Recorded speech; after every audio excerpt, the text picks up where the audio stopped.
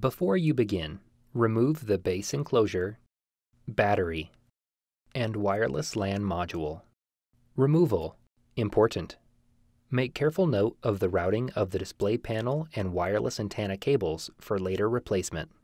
Using minimal force, lift the locking bar up on the display panel cable ZIF connector and disconnect the display panel cable from the system board. Remove the display panel cable from the routing channel on the left speaker. Remove the wireless antenna cables from the routing channel on the right speaker.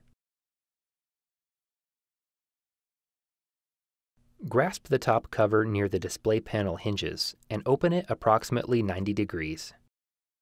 While supporting the top cover, remove the two 6mm P1 Phillips head screws that secure the left display panel hinge to the top cover. Remove the two 6mm P1 Phillips head screws that secure the right display panel hinge to the top cover.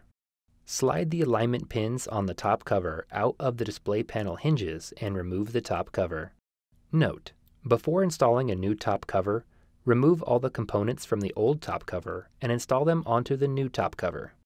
Reverse this procedure to install the display panel assembly or top cover.